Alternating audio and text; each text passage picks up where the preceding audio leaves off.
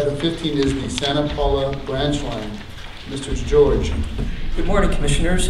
This morning we're going to try to cover about 130 years worth of history on the branch line with the assistance of the Executive Director. Get comfortable, huh? And Mr. Tom Egan from Egan Consulting, who will be providing an overview of more typical short line operations. The Santa Paula branch line, as you might know, is 32 miles of rail right-of-way, generally 100 feet wide, but it varies from as little as 30 feet wide to as much as 250. It's a total of 388 acres with 29 miles of serviceable track. It passes through diverse land uses, including residential, commercial, industrial, primarily agricultural, and it does cross over several sensitive habitats. The original line was built in 1887 to connect Santa Barbara with Los Angeles and San Francisco. And a little later on in 1907, the Coast Main Line was finally completed, which rendered the branch line to feeder status, basically. And the branch line continued to carry passengers up until about 1934, and slowly across time, freight carriage has been diminished. In 1978, a storm event severed the line, and Southern Pacific Railroad petitioned to abandon it just east of Piru. The track was removed, the petition was granted, the track was removed, and ownership outside of Ventura County reverted to private owners, and the corridor is primarily, or for the most part, preserved going through Newhall Ranch. In the city of Santa Clarita, it gets a little sketchy. In 1990, freight had diminished to such a rate that Southern Pacific wished to abandon the line, which triggered the local interest in preserving the right-of-way for future use. In 1993, the cities of Fillmore, Santa Paula, San Buenaventura, the County of Ventura, and the VCTC banded together to take a look at preservation of the line. And together they filed an application for Surface Transportation and Activities Funds, T-Funds. And in 1995 were successful in the purchase of the branch line along with the Ventura branch line. And the Ventura branch line was deeded over to the city of Ventura and became the Ventura River Trail that you may well know. Again, it included 388 acres, 29 miles of serviceable track. Some 800 leases were attached to the rail line. Not all of them active leases paying rents. About 100 were paying rents, but some of the leases date back to the late 1800s. We have leases for agricultural uses, for storage, and for transverse and longitudinal oil pipelines. In the application for funding itself, there was a stated purpose for the right-of-way, and that was as a multimodal corridor, and it identified bike trails, parks, ongoing freight, pipelines and utilities, and possible, in the future, passenger rail. To purchase and then govern the right-of-way, there was an MOU entered into by all of the parties. But not only the city of Fillmore and the city of Santa Paula and the county and VCTC and the city of Santa Buenaventura, but also the city of Fillmore Redevelopment Agency and the city of Santa Paula Redevelopment Agency. And that MOU spelled out very specific rights and responsibilities. It transferred the title and the rents, the use and the maintenance from SP, from Southern Pacific, to VCTC. It excluded a portion of the right-of-way that went to widen Highway 126. It transferred all of the titles and rents of the Ventura branch to the city of Ventura for the Ventura River Trail. It conveyed Satacoy Station and Piru Station and the rental incomes from those properties to the county of Ventura. What else did it do? And it required, most importantly, that the Santa Paula Branch Line Advisory Committee be formed to oversee the operations and investments in the branch line. And it required that a master plan be developed to, again, provide guidance for the branch line in the future. It also identified one other very important factor, one other important item, which was revenue sharing with Southern Pacific and its successor agency, Union Pacific. For 20 years, we are required to share a portion of the revenue from the leases with Southern Pacific, now Union Pacific, and that agreement ends in 2016. Along with the MOU between all of the interested parties, there were also the usage agreements that identified how the line was used and who had rights to do what. Southern Pacific retained the freight rights to carry freight on the rail. And at the time in 1995, Southern Pacific was also responsible for the maintenance of the rail line. VCTC and Southern Pacific had the right and still have the right to discontinue or abandon or transfer freight service with 6 months' notice. And it's quite detailed in that fact. In January of 1997, the usage agreement was amended, and the amendment transferred maintenance of the branch line from Southern Pacific to VCTC. This was done because VCTC desired to upgrade the line in excess of what Southern Pacific required.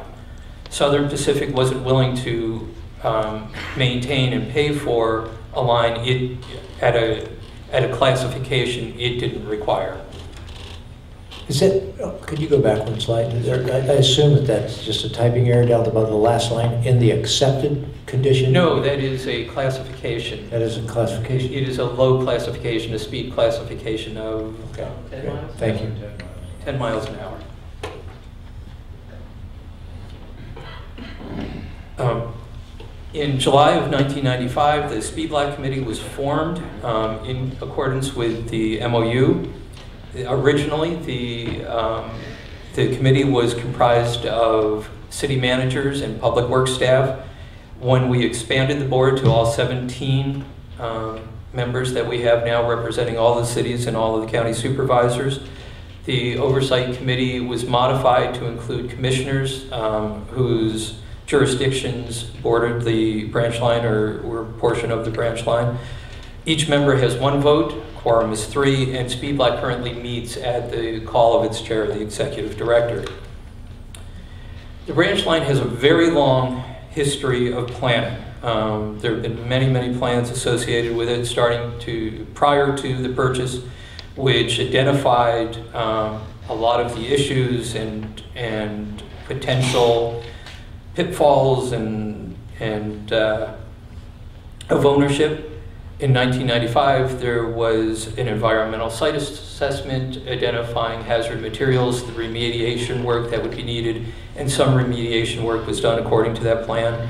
But most importantly, in 1996, the Santa Paula branch line master plan was adopted, and that master plan set out the framework of policies and guidelines that guide the management of the branch line. The goal of the master plan, the stated goal, was to preserve the rail corridor right-of-way in a state that is compatible with future rail service. And that statement is sort of codified in a number of the agreements that were found. And what it really goes to is not building a permanent structure that would prevent future rail use within the right-of-way. Again, there are many more plans that were done in 1998. The city of Santa Clarita looked at possible restoration of the rail line. They studied it. They took no further action after adopting the plan. In 1999, there was a capital needs assessment done, and even in 1999, it identified the need for investment if we were going to carry freight in a freight transfer infrastructure, identifying a potential cost of $800,000. In January of 2000, the Santa Paula branch line recreational trail and associated EIR was adopted. Can I ask you a question? Can I ask you a question on the November thing?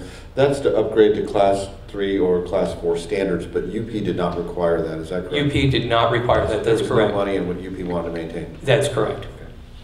Okay. Going back to the Santa Paula branch line recreational trail, That plan identified the potential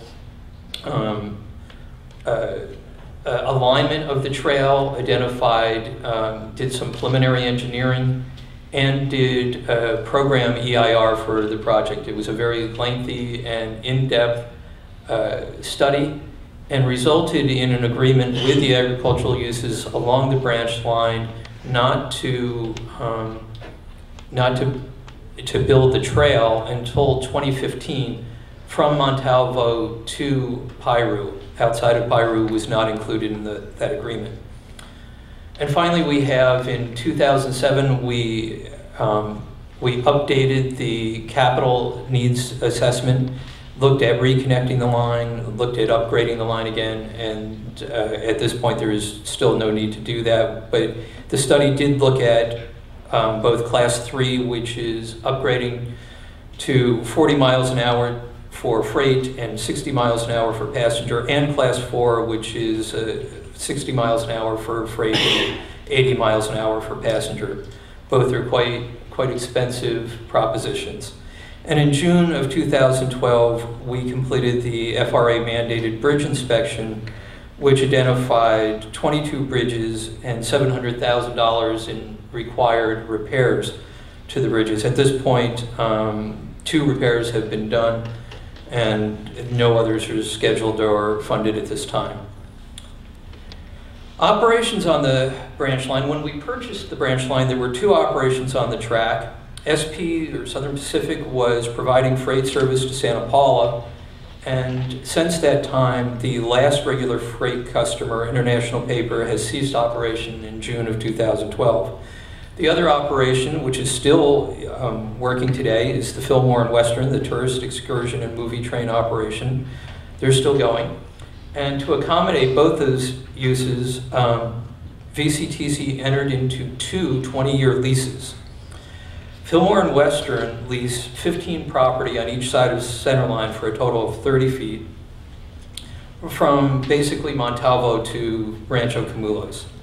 Fillmore and Western pays VCTC approximately $9,000 a year for that lease and 5% of the film revenue that's generated on the line. VCTC has modified that agreement once in 2004 and then again in 2007. VCTC also entered into an agreement with the Fillmore Redevelopment Agency. It was a 20-year lease, approximately from 8th Street in Santa Paula to Rancho Camulos, and that was with the Fillmore Redevelopment Agency, and then they sublet to the Fillmore and Western to operate the excursion trains in exchange for a yearly fee and I think 25 cents of each ticket sold. And what was the revenue that VCTC received from Fillmore RDA? I believe it's about $600. It was about $600 a month. So I should probably confirm that, but yeah, it's about up to $2,000 a quarter. 2,000 a quarter. So we're, yeah. Okay, thank you. The operation of the line is, excuse me, Fillmore and Western, thank you, Darren. Thank you. Fillmore and Western leases the property, as I said, 30 feet wide between Montalvo and Rancho Camulos. And they are responsible for the maintenance of the track support structures as defined in their September 2007 agreement with us. In consideration of the maintenance work provided, VCTC pays Fillmore and Western the lesser of $312,000 or the combined revenue derived from the leases and the state grade and signal funds. These are funds that we get from the state each year, and they vary from year to year.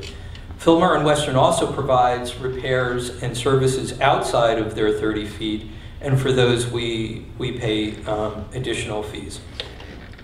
The acquisition, as I said, came with a large number of leases. The total projected lease revenue for fiscal year 2013 and 14 is $248,000, of which approximately $108,000 will have to go to UP according to the revenue sharing agreement. And again, that revenue sharing agreement ends in 2016.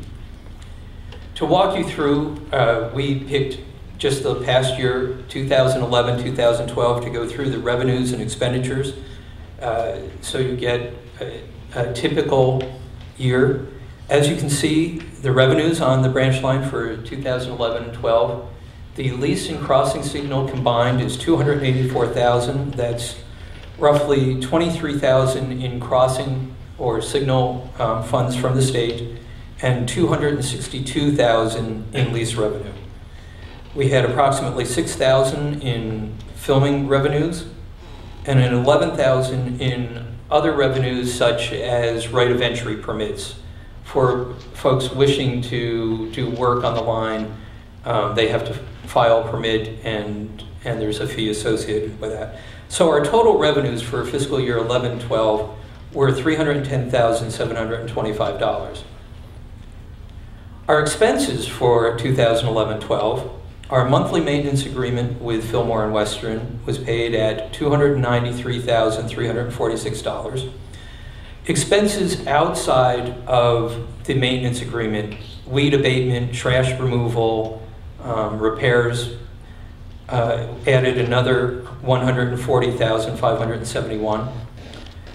We had our UP lease payment of $105,000. Other expenses in that year were the FRA required bridge study. And this comes with ownership of the branch line. We're required to do the bridge study, so those were the other expenses, along with $38,000 in staff expenses, for a total of $688,312 for fiscal year 11-12. So our net position for fiscal year 11-12 was negative $377,587,000. We make up that balance by using state transit assistance funds, STA funds. Over the 11-year period of the agreement that we have for maintenance, the Santa Paula branch line has never achieved as many revenues as expenses. The light blue are the revenues year after year. The dark blue is the cost that exceeded the revenue, and the red is the STA subsidy that we've provided to pay the bills on the branch line. In this chart, in this 11-year chart, staff removed anything that would cause an abnormal spike. We removed FEMA work, we removed work due to the mill. Those would be anomalies that would increase this unfairly. But that's our 11-year history. Over 11 years, we've generated a total of $3.5 million. We've expended $7.2 for a net position of a negative $3.6 million on the branch line, and the 3.6 was funded largely through STA. In April of 2013, staff brought this review to the Speed Black Committee, and the Speed Black Committee recommended that we bring this information to the Commission, and also recommended that their recommendation be brought to the committee, which was to reaffirm the long-term support of the Santa Paula branch line with the short-term goal of, at a minimum, making the Santa Paula branch line cost neutral, and to bring a range of management alternatives to the Commission, including the discontinuation of rail operations. In looking at alternatives for the branch line, the first thing that staff came to was that all alternatives, any alternatives, should include a review of all of the leases and current agreements to bring them up to date and make sure that current value is being received. Of the four, I'll just go through the four alternatives. One was a renegotiated status quo, sort of leaving all the agreements, all of the players in place, but renegotiating all of the contract terms in hopes of bringing this to a cost-neutral state. The second was to enable Fillmore and Western to do greater business development on their own and increase their freight opportunities. With that, though, would come the requirement that all freight infrastructure improvements and capital maintenance costs would be borne by the Fillmore and Western. We are also offering a limited freight, which was to continue with Union Pacific as the freight carrier and maintain only that portion of the Santa Paula branch line as needed for identified freight customers, thereby reducing the overall maintenance costs. And lastly, we're offering a discontinue all rail operations and maintain the right-of-way for future rail uses and recreational uses as supported by the generated revenues. And with that, I'll conclude my portion of the presentation and introduce. Could you go back one slide, please? You said questions. Absolutely. One more back. There you go.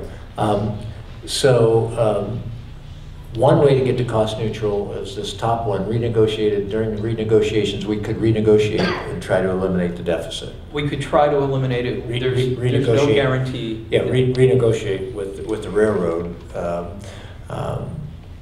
that a lease that has them pick up this difference. Another way to get to cost neutral, my understanding is at our committee hearing, I just want to make sure this is out there for the rest of the commissioners, is go down to the bottom, no rail operations. It's staff's opinion that if we had no rail operations there, the revenues that come in from the leases would cover the maintenance costs. Is that correct? Correct. So there are two potential revenue neutral options up there at the top and the bottom.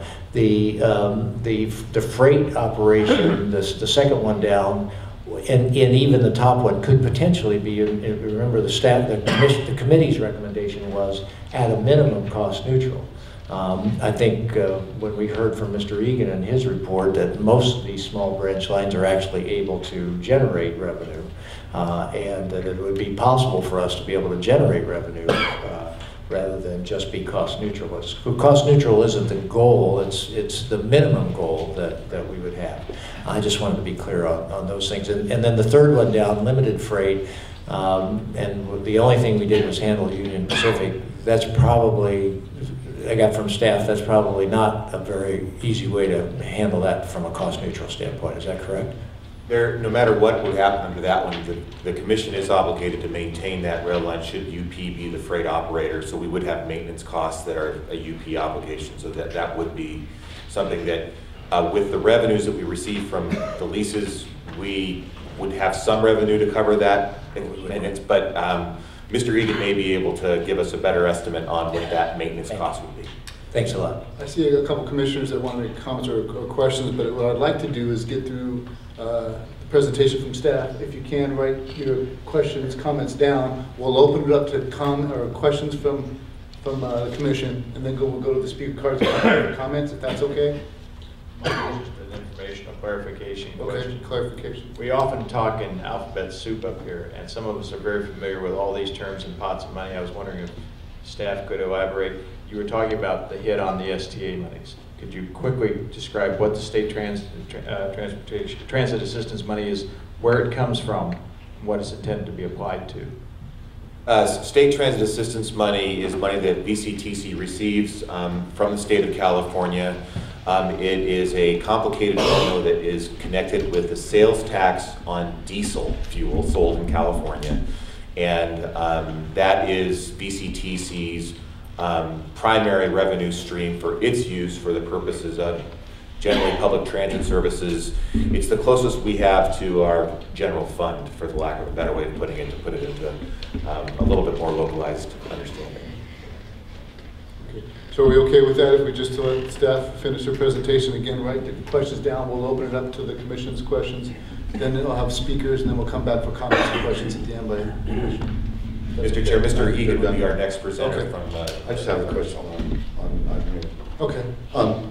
The item on that last slide, the item 4, to discontinue it in the line, there are additional expenses to that aren't shown in that slide. For example, we are mandated to maintain that line as long as UP is running freight on that line.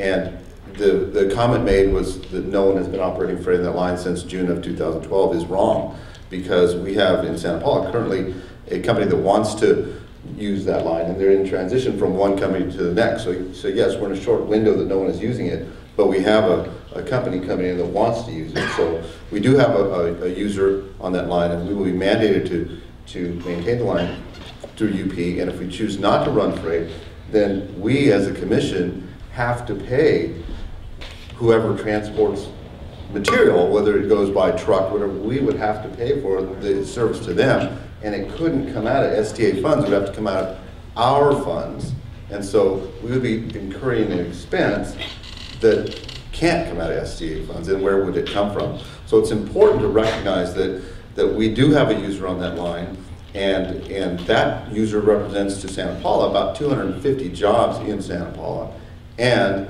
the fact that we would have an abandoned building in Santa Paula, which we certainly don't want. And so we want to make sure that comment that we have no user is not correct. We're in a transition between one user to the next. And so there are additional expenses to discontinuing the line that are not shown there. And at the very least, I'd like to see what the costs would be, because I think they would be significant and they would not be able to come from STA funds anymore. So Mr. Egan. Okay, my name is Thomas Egan. I'm the principal of Egan Consulting Group. I have worked in the rail industry for almost 50 years, and in the course of that have worked for both Class 1 railroads and for short line and regional railroads. I have worked in contract negotiation on both sides of that fence, and was brought on by the commission to advise the commission about general rail industry practices and agreements, to review the particular set of agreements that you have regarding the branch line, and to provide advice and consultation on the same. First of all, as far as general observations, this is an impressive body of work. There's a pile of agreements on my desk that's 21 inches high. I have seen railroads hundreds of miles long with a set of agreements this high. It's a unique set of property and a unique set of agreements. Upon going through them, it's obvious that there were course corrections made over time, and each agreement tried to offset a course correction. But the bottom line is, it's a very complex and complicated set of agreements, and it cries out for simplification. Responsibilities on the branch line, and the chart basically runs by mileposts from Montalvo East. Yeah, the ownership belongs to VCTC. Property management, i.e. taking care of the leasehold and all leasers on the line, also belongs to the commission. And the in-service track, as noted before, is approximately 29 miles, not the full length of the property. As far as maintenance, the maintenance on the west end is by Metrolink, and for the remainder of the property under agreement is Fillmore and Weston. Common carriage, which we will get into a discussion on later, is shared, with Union Pacific having common carriage up to and including Santa Paula, and Fillmore and Weston having common carriage on the east end of the line. And then there is an issue of an overlap that we will discuss as well. Public, tourist, and excursion. The west end of the line, the responsibility belongs to the city of Fillmore, which has contracted with Fillmore and Weston. I'm sorry, that's the east end of the line, and on the west end, it's Fillmore and Weston. Still in motion picture all belongs to Fillmore and Weston, as does any and all mail and express that would occur on the line. In terms of comparing this to industry standards, normally the range of term for a short line agreement is anything from 5 to 35 years. 10 years being the preferred minimum, because any short line or any railroad industry has a lot of investment that has to go into supporting an ongoing operation, and you need time to amortize your expenses. The 20-year term of this agreement is well within the range of what is considered a normal agreement. Lease amounts that short lines generally pay to a public agency for the right to operate can range from $1 a year up to $10,000 or more a year, depending on the ongoing concern and what sort of business is generated on the line. It's a function of business. You said 10,000, I see 100,000. 100, I'm sorry, 100 I is just the want right number. clarification, so Sorry. 100,000. Basically, you have a quid pro quo here. You have the commission has an asset and needs either an operator or a property manager. Fillmore and Weston has an ongoing concern, and as a private operator needs a rail line on which to function. The agreements should and could be designed to meet the needs of both parties, and as always with agreements, reciprocity is the coin of the realm. Specific areas I'd like to touch on are going to be maintenance, property management, rail freight business, and common carriage obligation. Generally, under short line arrangements, the normalized maintenance is part of the short line's responsibility. Any capital work that is handled is generally considered owner's responsibility. Other corridor maintenance, such as graffiti removal, trash removal, and brush, etc., is handled by negotiation. You know, the public agency would prefer to have the railroad take care of that at all times, and there are times that the railroads will agree to it. There are other times that it's not part of what fits into the deal that they have put together. Parties normally work closely together to identify and seek other sources of funding for the line. I'm going to touch on, in terms of other sources of funding, there's a federal tax credit for short line railroads, for example, for which credit is based on miles of track maintained. And the current standard, and it's renewed annually, is $3,500 per mile of track maintained is a tax credit. So that's one way of drawing extra money into the pot that you need to support the line. The tax credit would go to the operator of the line, not to the owner of the line, though. And then property management. There is a need to maintain leases, occupancies, and address encroaches. Generally, this is an opportunity for increased revenue.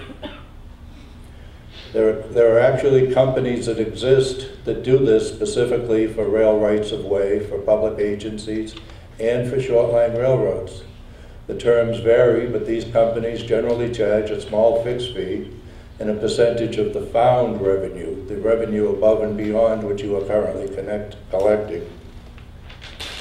In terms of freight operations, this is another obvious way to increase revenue on the line. In order to do so, though, there are several steps that would have to occur at this point. You would need a commercial arrangement, referred to as a handling line agreement, between Fillmore and Weston and the Union Pacific.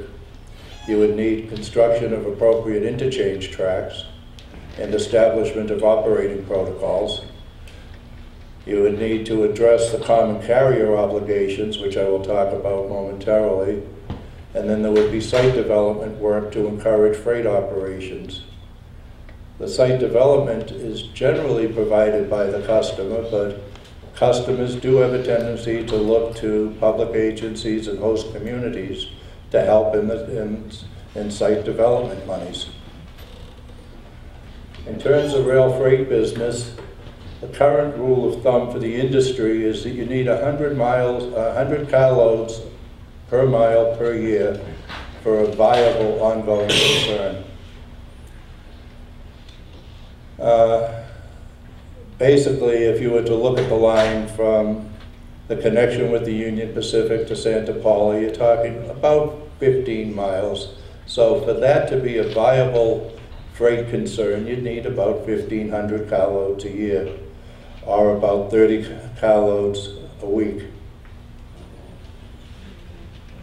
Rail freight development projects have a very long gestation period and many moving parts, and successful freight development will require host community support. Currently, both Union Pacific and Fillmore and Western have common carriage obligations on the line. If it was simply that one had it on the west end and one on the east, it would be somewhat simpler, but there's an overlap here as well. That needs to be addressed in some fashion, and I'll get into that in a moment. And the commission, as the property owner, is intrinsically linked to this. And I'm going to switch to the next slide, because this is where I kind of take something very arcane and complex and try to boil it down for you. The Federal Surface Transportation Board, the STB, provides authority to run on the line. That authority is conditioned on right. You have to have a right to get to the line. Yeah, the property owner has to say, I allow you on my line. Therefore, the right is provided by agreement with the property owner, i.e., the commission. Currently, the way the current agreements are set up, the right to do freight operation on the west end of the line, Santa Paula to the connection, belongs to the Union Pacific. And by agreement, the right to provide freight on the east end of the line belongs to Fillmore and Western. Resolving the common carriage obligation requires reopenings, at least the 1995 usage agreement with Union Pacific as amended, and the 2001 lease for railroad service with Fillmore and Western. There is a mechanism in the 1995 agreement to do this and to transfer, but you have to open both agreements in order to reconnect. In my conclusions, this is the most complex set of agreements I've ever seen for a short line railroad. It doesn't have to be this complex. You need to simplify and clarify roles. The financial picture as it exists today seems upside down, and you need to identify more revenue for the line.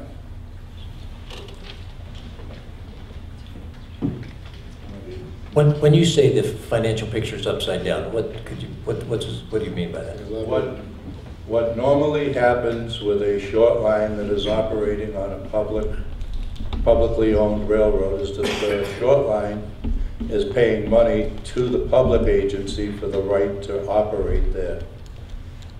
In this case, the way all the complex arrangements have been written, as Steve indicated, the money flows the other way in this particular arrangement.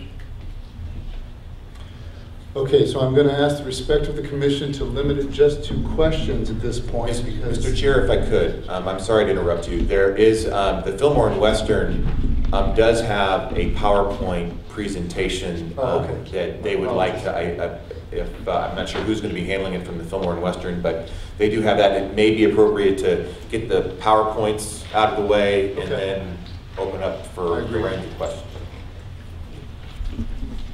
The floor is open to Fillmore and Western. No.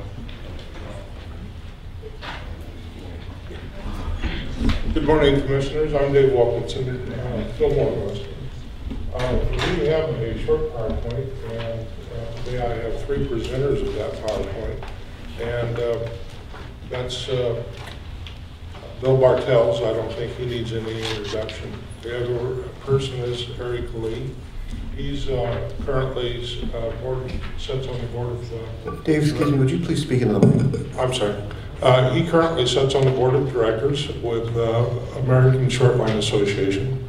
And he owns a short line of his own and has for a number of years. Surprisingly enough, he started out here in Ventura County and with Fillmore and Western. The other person is Donna Standard. She runs our legal department. And I think between the three of them, we'll put on a fairly good scenario where we're coming from.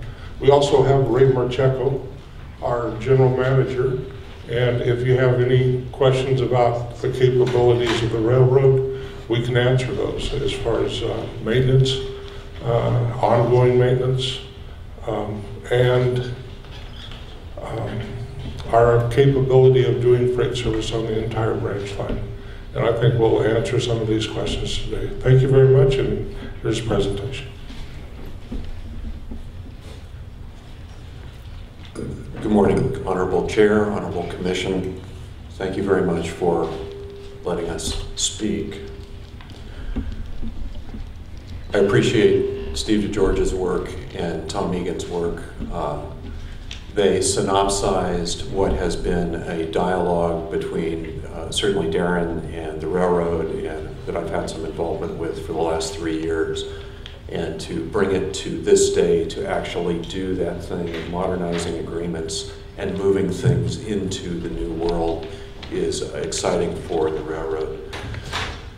We view the asset as two things: 30% as the asset of track and track structures, and 70% the other right-of-way, the land. And the fact that the current agreements are all non-standard speaks to the long heritage of the line, and the fact that it actually started in '91 with the Shoreline Enterprises coming to Fillmore and filming a film called Chaplin, and then moving forward from there. So it was really the movie business that brought an economic development that brought the railroad to the line.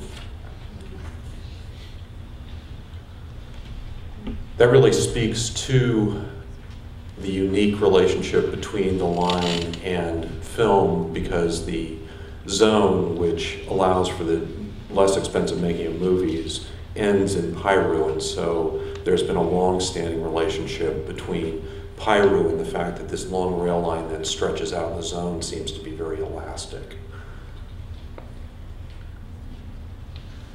It's our desire to jumpstart some of the additional revenues. We believe that there are probably, in terms of crossing lease revenue, there's probably an additional $28,500 available based on 98 private crossings. Of those crossings, 90 are ag or small use private crossings, and the other 8 are essentially commercial crossings. The commission currently takes no revenue from those, and therefore the wear on those crossings and their use, the insurance, the expectation of what those crossings do is in no way recognized as lease revenue. It would be a normal practice to collect an annualized fee to defray those costs. In addition, we believe that the movie industry, as it is expanding, could immediately increase its use share from 5% to 8% on the right-of-way.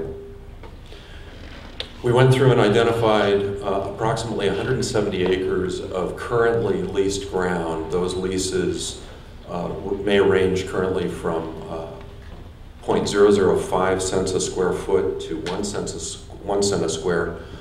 On my agricultural operation, I collect 4 cents a square annually. And so if we take the middle ground and say that the commission were to establish a lease rate of 2 cents a square, we see that there would be $117,000 of additional revenue. As Commissioner Fernandez spoke, the new plant in Santa Paula is anticipating 12 cars a week, and initially with expansion over time.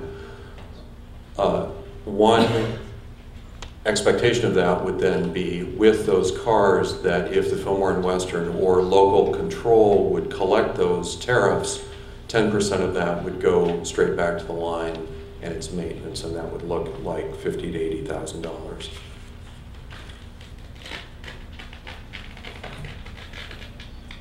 Fillmore and Western came to Fillmore and has partnered through Tourist Railroad and Film. We are the movie train. Currently, we're looking at 40 to 50,000 folks annually who come from out of area to come to festivals, spend money here, and stay here. We also are looking at the over 400 productions over the past years in terms of filming and those jobs in multiplier. So a multiple day shoot turns into additional revenue as an enhancement. And finally, the jobs aspect. The rail line is an infrastructure improver in terms of being able to move huge amounts of tonnage, and we would see the new plant in Santa Paula as certainly a way to touch some of that money for the commission. So to reiterate, we're looking at 117,000 plus 28,000 immediately, but this really moves to the issue that was brought up over and over again with the buses. We have a long-standing bifurcation of responsibility and authority on the line, and as a result of that, the clarification of what a reasonable lease rate is, what the expectations of what a leaseholder would do relative to how they maintain the property, and what they pay for it are all issues that the commission needs to provide direction for, and the authority in terms of standard lease language, standard expectation, standard adjustment, so that there's predictability for the people who currently use that ground. Eric, you want to talk about freight? Morning, Commissioners. I'm Eric Lee. Let me apologize first. I got a little bit of a cold, so if I'm not understandable, please let me know. As Dave said, I'm the president of the Meridian Southern Railway. I'm also the vice president and general counsel of 3 other short lines. And the important part about those two, or 2 of those 3, is that they both are owned by county government agencies, and so we work directly with county governments a great deal. Bill has prepared this nice slide concerning the freight next steps. In resolving the freight issue, let me go back to 2002 for a moment. In 2002, I met with Dave Wilkinson and some of the other folks from the commission at that time, and I was told that the Fillmore and Western was going to be assuming freight operations on the line. At that time, I prepared the necessary filings before the Surface Transportation Board. Those filings were filed, and the filings were prepared in such a way so that Fillmore and Western would have freight authority over the entire line. That authority is unchanged. There was never any objection to it by any party. I've never received any to today's date, nor has the board. So that's also what Tom Egan referred to as an overlap. It leaves the circumstance where Fillmore and Western and the Union Pacific both have federal authority to operate the line in freight carriage. However, there's no existing interchange between the two that's reduced to a writing. There are circumstances in our industry where you do have interchanges which can happen. As a matter of fact, the Interstate Commerce Commission Termination Act of 1995 requires that railroads interchange traffic whether or not there's an existing agreement.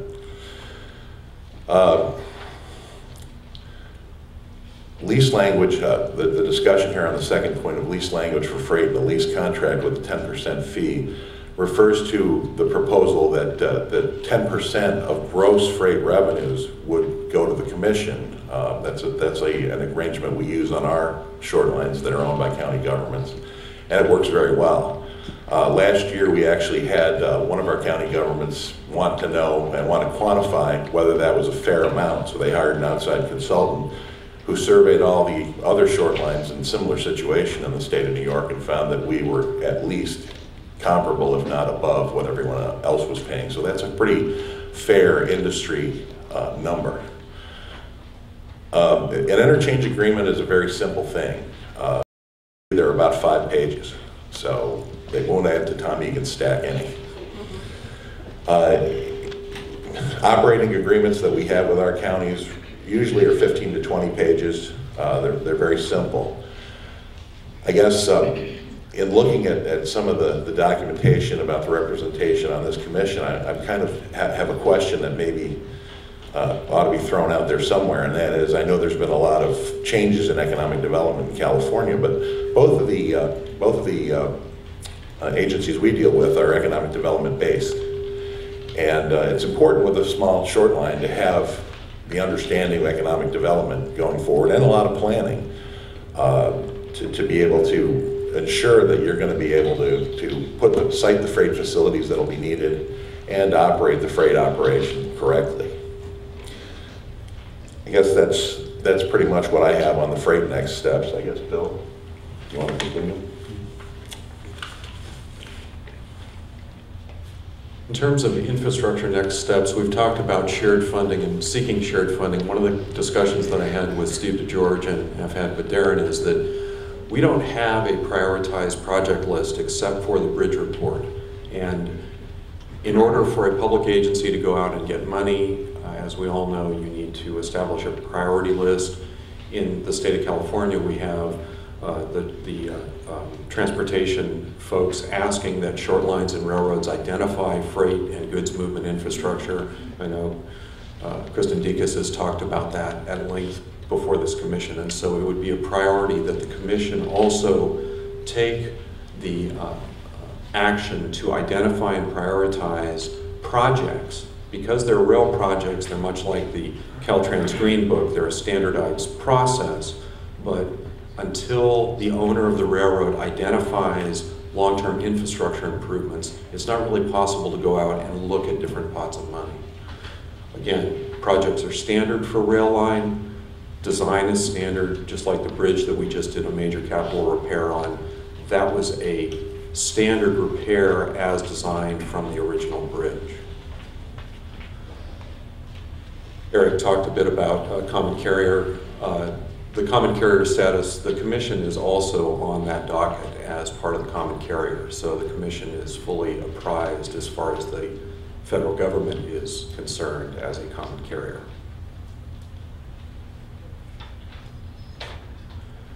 So here we are. We came to the movies and built this business based on tourist and excursion trains.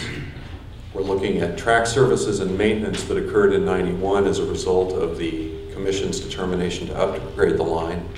And sorry, could you do me a favor, just move that mic a little bit away from you, because there seems to be a feedback. that ongoing feedback, is that Yeah. better? Thank you. And we've had this freight industrial development discussion for a long time. We actually have interchanged informally with the UP since the inception of the rail line. And the fact that now we are trying to formalize that has made those things more rigid, but we have for a long time interchanged. And finally, the property management portion. This has been an issue that nobody wanted to talk about, and the reality is there's a very valuable asset here that I believe from a public agency perspective and as a taxpayer, we need to maximize the income to the line and the income streams to the line. So here are our partners, Transportation Commission. And the irony here to me is that the redevelopment agency of the city of Fillmore and the redevelopment agency of the city of Santa Paula and a redevelopment agency for the county of Ventura all have interaction with the commission and are signatories to the MOU with the commission. So the fact that the commission has always identified economic development as a core purpose to this piece of infrastructure shouldn't be lost on our discussions today. Over the last 3 years, our dialogue with the Union Pacific has gone from, I think this is fair to say, Darren, estranged and at great length to more constant and at times daily. And finally, the fact that we have layers of other regulatory agencies who we interact with, both as the commission and as the operator, speaks more to partnership than it does to an adversarial relationship. So here is our desire. We are your operator, and as your operator, we believe that the commission can make some immediate demands on its asset, including on its operator, to increase income. And we also believe that in partnership we can move this forward quite rapidly. Donna? Good morning, Commissioners. Donna Standard, I'm General Counsel for Fillmore Western. There are some immediate interpretation issues with the present contracts that Fillmore Western has been trying to negotiate faithfully for a number of years.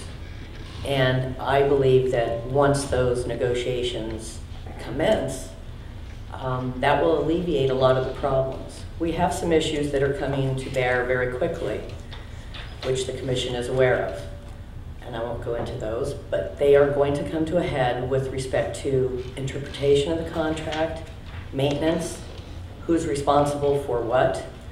And until that's clarified, I think it creates some ambiguity in the contracts that are presently existing. So Fillmore Western is ready and willing, and we stand ready to negotiate in good faith to make this a profitable situation for all parties involved. Now, the one thing that really no one has touched upon that I think needs to be addressed, Fillmore Western, I was a county resident for Ventura County for 25 years. My husband's family was a resident of the county for over 50 years. We've seen a lot of changes to Ventura County. Fillmore Western Railway, in my opinion, and notwithstanding that I'm general counsel, I believe put Fillmore on the map, as well as Santa Paula. So to even consider mothballing the line or doing away with it would be a great disservice to Ventura County, because it's not just the railway that creates revenue for the county. It's the people it brings to the county. The restaurants, the gas, the hotels, the beaches. The beaches is a draw to Ventura County, but so is the railway. And I believe it's an integral part of Ventura County and has established itself as such. So to even consider discontinuing the rail service is I think, would be a very poor business decision in terms of the Commission. There are ways to increase revenues. We have made several suggestions, a lot of which have fallen on deaf ears. So what I think this Commission needs to do is establish and define the vision of the rail line. And once that's established, things can move forward. So with that, I will turn it back over to Bill. So again, thank you, and I look forward to the dialogue in and among the Commission, and understanding that this is a unique asset that was purchased a long time ago and has a long-standing history. And Steve, I want to just say again, I really appreciate the thoroughness of that staff report and that PowerPoint. We'd entertain any questions. I have a question for you, Mr. Bartels, just to make it clear. When you talked about the, and I know one of the issues we've identified is this lease rate in the right-of-way. And you're saying currently we are collecting 0.01, is that what you said? Well, if I use gross numbers, 170 lease acres for surface right, and of the current leases collected, about 216,000 comes from pipeline revenue because we split that with the UP. That leaves $38,000 or $42,000. I own 30 acres of ground and I get $40,000 a year for my lease, for my ag lease, and that's 4 cents a square. So just in terms of gross revenues, and we've, among staff, we've talked at length about the fact that these all have to be modernized, and there are 800 some odd lease documents. So it's not, even if it happened starting tomorrow, it's going to take a period of time. Okay, so I'm going to open it up to the Commission just for questions only, because then after that, we're going to, I think it would be appropriate for us to comment or make statements until we hear from the public, which we have quite a few public speaking cards. So let's just limit it to questions of staff in the presentation. Commissioner Morehouse. Actually, if I might, Chair, my question really is Mr. Bartels. I just had 2 questions. One, in your opening remarks, you were discussing the pyrite portion within the zone, and I presume you're using the film industry's concept. They have a zone, and after they go outside that zone is where they have to pay the higher rates for everybody in the unions, but the zone actually extends not only from Fillmore, but the entire length of the rail line. Not officially, but if you have a movie that is using a parking lot within the rail line parking, then it's perceived as being still within the zone. Interesting. Second question I have is just, as you're kind of the point person or lead person for Fillmore and Western on this, is as you're no doubt aware that this commission, the commissioners received a fair amount of correspondence, and actually there was an op-ed in the Star yesterday. And I kind of got the sense, an insinuation that our staff was not telling us the truth, or not giving us the whole story, or there's some other insinuations. Are you very confident that the information been conveyed to this commission by our staff is truly factual, and is there anything that's missing that somehow was omitted that we need to be aware of? I believe that as of today, and with Steve DeGeorge's staff report, that is the most complete overview of the line that I have heard in the 3 years that I've been working with Fillmore and Western, and in the 17 preceding years with the city of Fillmore. Yeah, I appreciate that. I realize some of the correspondence generated had a lot more emotion behind it, but I get really antsy when I hear insinuations somehow we've been left out of some information, or the information wasn't factual, or somebody was hiding the ball from us, and I don't want to go into these deliberations without considerations. I think to respond further, that the last Santa Paula branch line subcommittee meeting and sort of the non-impassioned overview by Mr. Egan about what the asset is, we're all finally getting to what it currently is. You probably want to move that slightly though, away from that. That's good. It's just point it down. Down, yeah. Okay. Any other questions from commissioners? I have a question for Mr. Egan. And I'll try and wrap all of this into one question. And appreciate your work and your experience that you brought to this work very much. And at the Santa Paula branch line meeting was excellent to be able to have a more one-on-one discussion with you. From that meeting, the stack of papers went from 19 inches to 21, so you've received a few more. So, yes, Steve delivered several more documents for review. Okay. Well, in those documents, and maybe just in your experience, are there typical, without doing extensive more review, are there typical rent rates per square foot for private crossings, for private commercial crossings, for use, for, I mean, how can we as a commission look at capturing what may be lost dollars here? In terms of private grade crossings, for example, there are industry standards that are out there.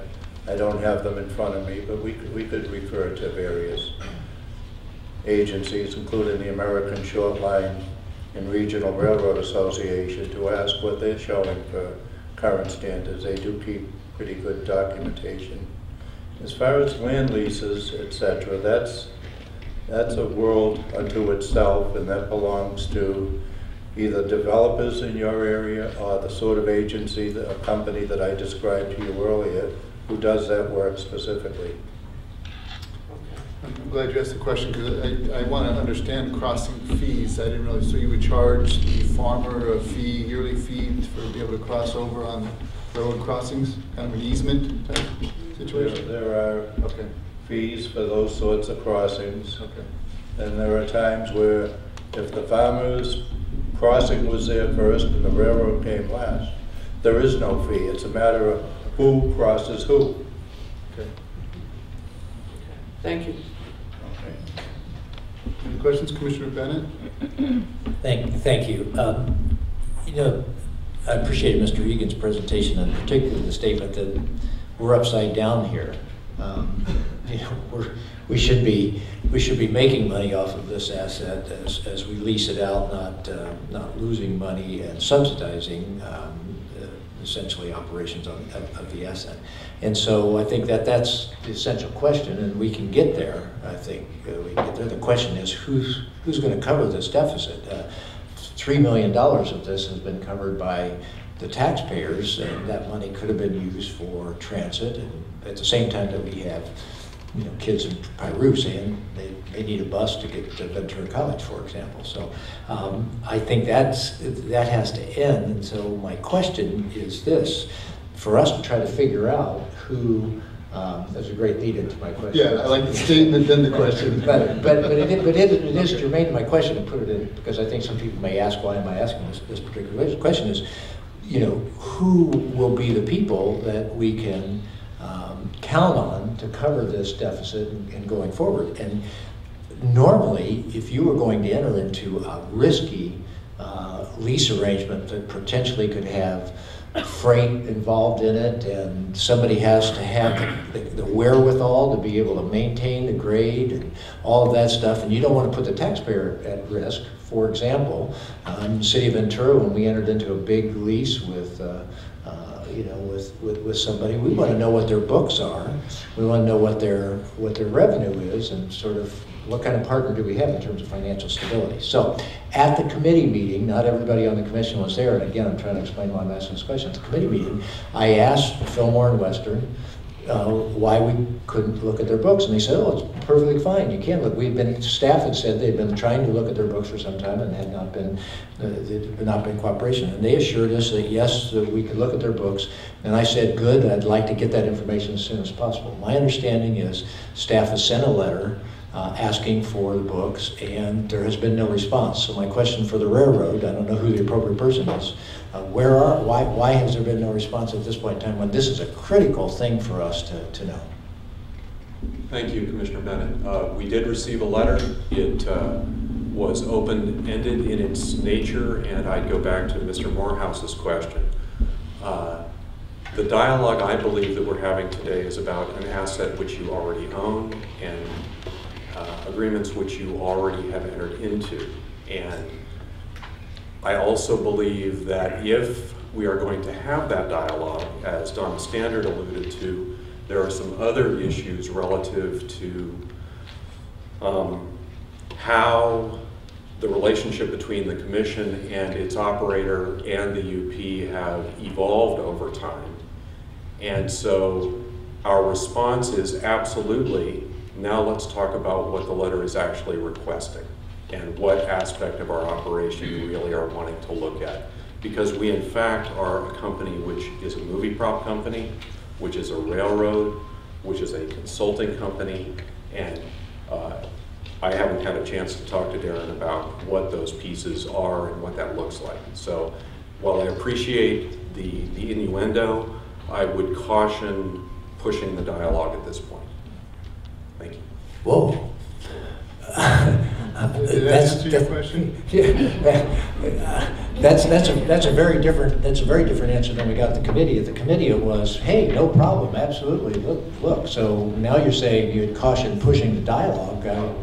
I'm getting ready to go into closed session. I apologize.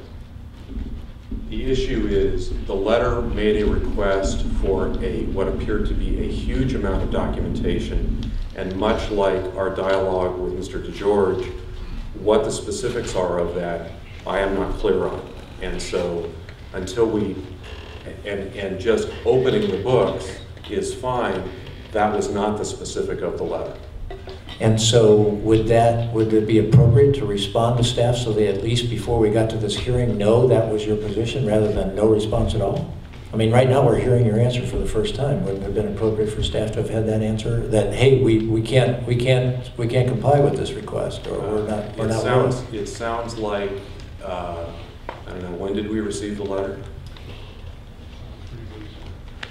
So in the course of 3 weeks, we have been preparing for this presentation, and if that then creates a problem in your closed session about the wherewithal of the railroad, we'll respond to that if that's the issue that you're going to raise. Okay, my question is, in 3 weeks, no response back to staff to even say, hey, we're not going to respond until the X, or we need to clarify, but no response at all. I don't know, Donna, do you want to respond? Okay, thank you. Any other questions? Oh, I'm sorry, you want to respond? Sure. It's going to take more than 3 weeks to separate out the revenue and expenses that are related just solely to the operation of the rail line as opposed to other revenues of Fillmore Western, which are not related to the line itself. So we are in the process of gathering all that information, which is quite burdensome. Nevertheless, we are prepared to show to the commission what our revenues and expenses are, which you know, that's the one thing that the commission and these consultant reports really don't take into consideration, is the expenses that Fillmore Western maintains and has the burden of performing, notwithstanding the loss that may or may not be occurring. And I don't mean to interrupt, I just don't want to drag this out. I can appreciate it may take more than 3 weeks to clear your books up. I'm not sure that it takes 3 weeks to say, hey, we received your letter, it's going to take us X amount of time to respond, or we need to have these clarifications before we can respond, but to have no response before we get to the hearing is... Well, there's been some other issues that have arisen in the last 3 weeks as well, including interference with the track and the line with respect to freight operations. So those have been the concentrations of my efforts in that regard, as well as this presentation and some other issues. So we'll have that information as soon as we can. Thank you. I have a question for you. You do produce a yearly annual budget, correct? We do, but that Profit annual budget, like I say, includes other aspects of Fillmore Western which have nothing to do with the line. So we would have to separate out for the commission. So a simple question to be more specific? Well, in order for it to be accurate as to the line itself and its operation of the line, as opposed to their other ventures which do not relate to the line per se. So be more specific, I guess. Well, movie prop particularly, which is not related to the line in any respect. Commissioner Zaragoza. Just from my understanding is that you have different ventures and that, and are they commingled or are they not? I think the chairman asked, do you have specifics just for the P&L and There would be specifics as to the P&L, but there may be some overlap, and that's what we're trying to separate. Make sure that it's correct.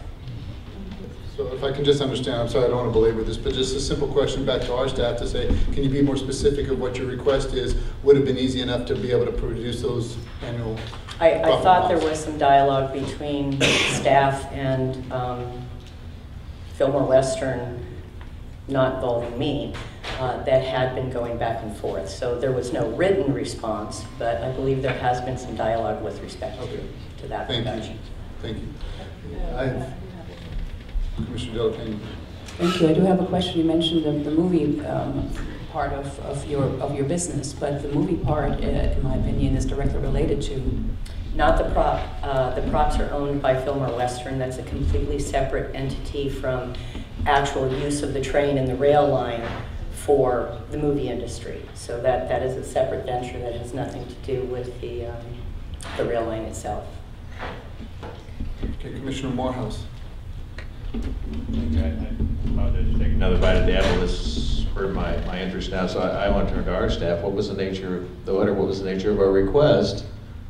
That there would be a misinterpretation. I mean, I wouldn't think it'd be that complex. Well, what are we looking for? Our letter was a comprehensive request consistent with what happened at the Branch Line Advisory Committee about opening up the books for the activities that involve the Fillmore and Western Railroad, and with a variety of things. We asked for tax documents, the things that, so we could do a review of their full books. We needed as comprehensive a package as we could get, so that's what we were asking for. That's a pretty standard question to ask of any entity we'd be dealing with that wants a relationship with us and some of our money. Staff would believe so, yes. I have a few questions, if I might, and I guess it's going to take different people for the answers. I guess I would ask Mr. Martels to please step up, because I just have a question of, oh, I'm sorry, Bartels? Yeah. I apologize. This is the first time I've met you. Okay, so is Fillmore and Western a nonprofit 501c3, or is it a private for-profit business? Private for-profit. It also, there is a 501c3, which is a separate CalLogo, which is a separate. But Fillmore and Western is a for-profit business? For-profit business. Okay, thank you. The next question, I guess, is for Mr. DeGeorge.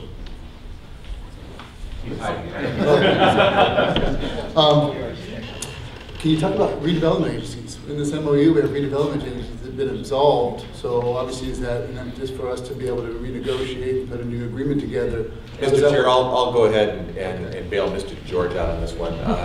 Yeah, we have redevelopment agencies throughout the county. Of course, they have gone out of existence. As we look towards as the last slide from staff's presentation presented, all of our lease agreements need review and potentially renegotiation. We have one very specifically with the City of Fillmore Redevelopment Agency, a redevelopment agency that does not exist any longer. Has become a successor agency, which is the City of Fillmore. That is just one more element of something that would need to be reviewed, and as we move forward, we need to look at that. Okay. The other question maybe you can answer too is explain the overlap of carrier control, because is there Union Pacific requirements at Montalvo to allow freight movement on the Santa Paula branch line, or is that just a negotiation that's going on? The best person to answer that question is probably Tom Egan, who certainly understands the industry far better than I do. Okay. Can you answer that? Your question is over Montalvo itself? Yeah, the overlap, I know that the overlap of carrier control you talked about, and I guess Union Pacific is requiring Fillmore and Western certain requirements to allow freight movement on the Santa Paula branch line. Is that correct? We heard of. Quite. Okay. Let me take a step back. Maybe Union Pacific operates the coastline. Okay. They technically have the freight operating right on the branch up to Santa Paula today. Okay. From Santa Paula to end of track, Fillmore and Western has the right. Fillmore and Western and Union Pacific, if they interchanged prior to this, would have been at Santa Paula. In order to move Fillmore and Western operations to Montalvo, you have to make a negotiation, not just with the commission for right to run over those 15 miles, but you need to establish an interchange agreement and various other agreements with the Union Pacific to say that interchange, that handoff of traffic that occurred up at Santa Paula will now happen at Montalvo, and here are the protocols and infrastructure that will support that. Okay. Has that happened? That has not happened. Let me follow up on that. The agreement is with UP, and that's what our purchase agreement says, that UP has the responsibility of running freight from Montalvo to Santa Paula, and they're the freight hauler, not Fillmore Western. And any negotiation for hauling freight from Santa Paula to Ventura has to go through UP. It's not a negotiation between us and Fillmore and Western. It's between Fillmore and Western and UP, which then we would bless. But UP is the hauler, not Fillmore and Western at this time. That's correct, although there is a term within the usage agreement that Steve mentioned that gives you 6 months notice that you could change that. So the mechanism exists, but you're correct, it's Union Pacific at this point. And that answers my question. Commissioner Morehouse? Well, again, those of us who were at the branch line committee meeting, I also thought I heard that what set up some red flags, I thought, were the fact that Fillmore and Western was indeed picking up some freight that they were not privileged to be doing because it was UP's, and that was a cause for concern, unless I misheard that. And so that there had been a couple of carries by Fillmore and Western, which they technically were not authorized to do or should not have been doing, which caused some consternation. Did I miss that? Is that a misinterpretation? No, you understand it correctly, Commissioner, in that the Commission received a copy of the letter that I sent to the Fillmore and Western and advising them that they do not have the rights under agreement to serve freight there, which exposes the Commission to some substantial risk and liability. And Union Pacific, then Union Pacific headquarters advised Union Pacific local operations to not, there was a reference made to informal transfer of freight traffic between UP and Fillmore and Western over a number of years. Union Pacific headquarters has advised Union Pacific local operations that cannot continue. I have two more questions, so please, your indulgence. Mr. Egan, I think this would be a question for you. I want to know about the bridges. And we talk about, the Fillmore and Western is responsible for track support structures. But yet VCTC is, as an owner, is required to do bridge studies. So who's responsible for bridge repair, maintenance? Is that a maintenance issue or is it a capital works project? That's always a good question. What falls under maintenance and what is capital? Bridges, the inspection of the bridges under the 2008 Federal Railroad Safety Act belongs to the owner. The inspection? The inspections. And then it's up to the owner and to make sure that the bridges are maintained. But then it's a question of what's in your agreements as to who handles maintenance. Yeah, because you made the statement that Fillmore and Western is responsible for track support structures. So what would those structures be? I would interpret that as bridges, but am I wrong in that interpretation? There was someone else that referenced track support structures, but okay. I mentioned that they had maintenance, or they had normalized maintenance of the line. Okay. Well, can I get an answer on that? Or? I would like this. Is that a rat's nest? Okay. A capital improvement is different from maintenance. And when you go into extending the life of the asset, now it's become a capital improvement. So that's the rub, and that's the interpretation of the contract that needs to be defined. Okay. So it needs to be negotiated. Exactly. Okay, that's fair enough. Last question then, I guess would be of staff, Mr. DeGeorge. The 1996 master plan talked about a recreational trail. You referenced that, but that's in addition to the railroad line, correct? Not in replacing the railroad line. And you talked to the that's correct, Mr. Chairman. The idea is that the trail would go into place, the rail would, that they can work together.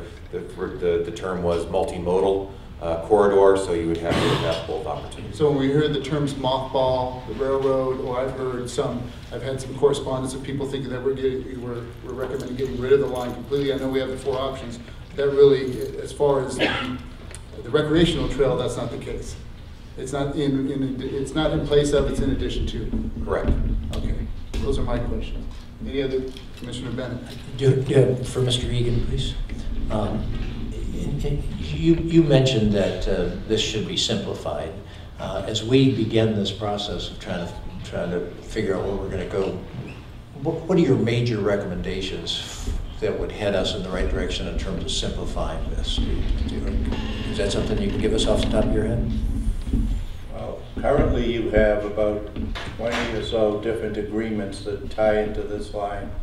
The ideal would be to open them all up and come down to having 2 or 3 simple agreements, each of which specifies responsibility and rights. It's as simple as that. You want it simple, that's how simple it should be. My second question, are you aware of, you work with short lines a fair amount around the country. Are there some short lines that are just, the capital cost of maintaining is just too high? The bridge over a very deep ravine that's really expensive, and it's just too expensive to maintain, and so they just don't operate it? Yes, there are many railroads that happens to. And that's what they do, they just don't operate it then? Because if it costs $100 million to fix the bridge and they say there is no way we're going to generate revenue with that. I can give you an example of a short line in Myrtle Beach where the short line basically went out of business a year ago because they could not put in the money required to run over a major creek. On the other hand, I know of a railroad in New York City where the government agency is now buying the railroad in order to keep the asset in business. So there are different ways that issue is addressed. But in each of those cases, it was an infrastructure issue that brought a crisis and then brought a reaction. Thank you. Okay, I want to thank the Commission for being respectful and keep limiting just to questions. And now we're going to open it up to the public speakers. I want to thank the public for your patience. We have a number of speaker cards here, and then after the speaker cards, we'll come back to the Commission for follow-up questions and statements and comments. So first speaker would be Harold Ross.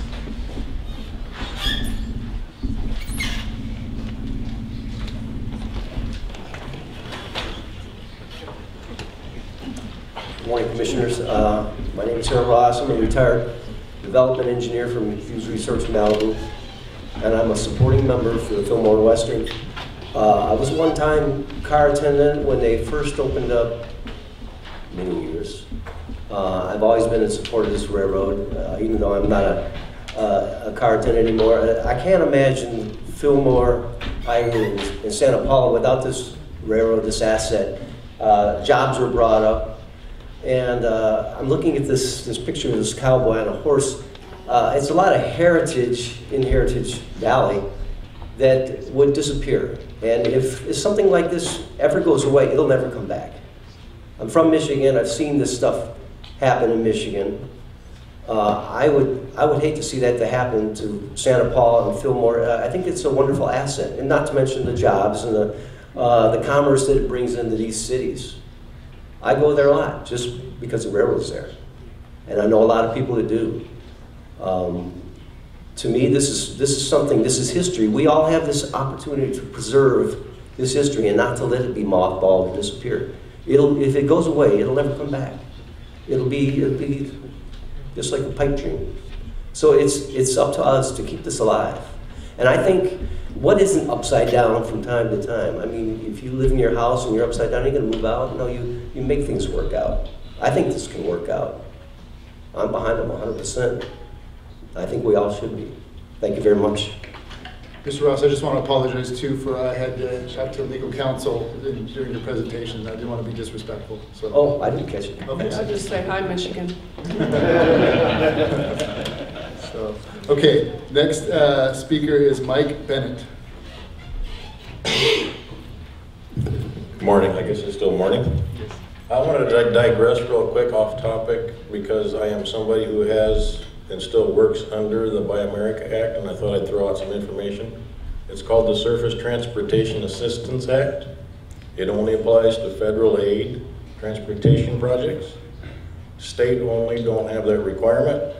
It is very strict. Mined, milled, manufactured domestically. Signed in the late 80s. I am a principal of a local business, born and raised here. We have about 200 employees. Approximately 120 of them are Ventura County residents. And I am always looking for a way to keep them employed. Fillmore and Western handling freight would help in that endeavor. And I'm currently embroiled in a problem with UP trying to bring me a carload of domestic Canton, Ohio I-beams that they bungled. I had to send 8 people home today without wages.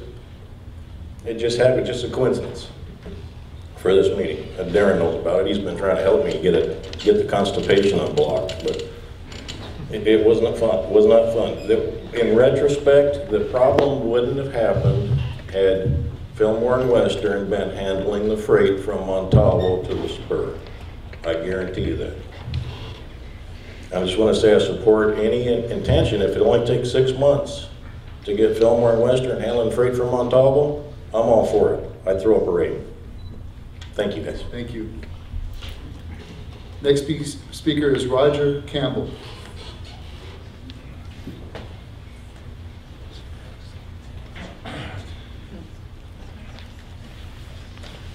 Mr. Chair, Commissioners, my name is Roger Campbell. I used to be an elected official. I like to say I'm retired now from that. But I happened to be an elected official when these agreements were started, when Fillmore and Western came about with their first group of people that were owning it. I was also part of the City Council of Fillmore when we started this vision that we had. But I'd kind of like to get back to that for a minute, but I have something else I want to bring up too that I've gathered from what I've heard today.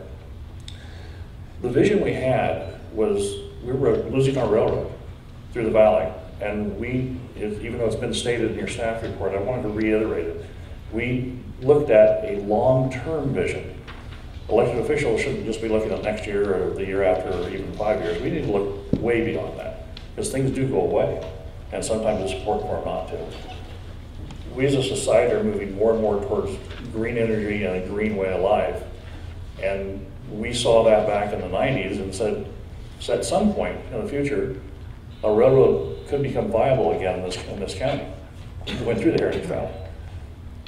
And so we thought it important enough, collectively, all the cities in the county and your commission, thought it important enough to move forward and try to save that asset for some time in the future. If indeed you abandon it and it goes away, we've lost a huge opportunity that maybe we can't envision what it's going to be in 20 years or 15 years or 25 years, but we'll have lost an opportunity to keep it. So I want to applaud you for what you've done today and saying, we're looking for some way to make this revenue neutral. I have a couple of suggestions real quickly that, again, it goes back to that vision that we had collectively. I know a lot of you guys weren't here, but it was collectively the elected officials in this area, in this county. I'd like to suggest that these 4 possibilities that your consultant is looking at, that I think maybe there's a possibility of taking 3 of them. The 4th one is not a possibility as far as I'm concerned, because you lose such a great asset. If you take those 3 and start looking at it realistically, what are the costs? If you, on the 4th one in particular, you're going to have costs. Mr. Fernandez brought it up. You're going to have some costs that are going to be involved in that. They're not going to come from anything other than just your basic green revenues. If you take that money, that's a hard cost you have. You take that and add that into the negotiations for something beyond the status quo or for the rate of rail and for how to make this neutral. I think there's a way to come together with this if you take a little time doing it with the revenues ideas that Dave had, probably some revenue ideas that your consultant has. He seems like he's very up in this. I would like to suggest that as you look at this over the next few months, that you consider the possibility of combining those 3 possible scenarios into one and maybe make it to the point where it will become revenue neutral or making money. It really sounds like this gentleman out for a consultant has got probably some great ideas. Thank you very much. Thank you. Mr. Chair. Roger, you might have been on the commission way back when that occurred, in the early acquisition days of 91, 92. Because I was talking with Darren, there's, including myself, nobody here who was in those early days except for Brian Humphreys, who's not here today, so. That's one of, Supervisor Long, that's one of the few commissions in this county that I've never served on. You were on the city council. I was on the city council, yes, from 84 until 2000, the end of 2000. I was involved intimately in the bringing of the railroad to Fillmore to start with for the movie idea. I was involved in buying the section of Southern Pacific's land that we now own in Fillmore before the commission bought the rest of the railroad tracks. And we were intimately involved in the negotiations for that, and I was involved in all of that. That history I brought to you is really where everybody was at that time. And I hope, because you guys all are visionaries too, or you wouldn't be elected officials, I would hope you'd see that vision and say, we've got to keep this somehow. Let's work on a way to do it where it doesn't impact your finances, or it impacts it a very minor amount, and allows this thing to stay forward and stay in a position where as we move more and more towards green energy and green ways of life, a light rail through here or some kind of commuter train or some other way of using that track. I can't imagine all the different ways there might be, but I think there are ways, and it'd just be a shame to lose it. Appreciate your service and your vision. Thank you. Next speaker is Kathleen McCreary.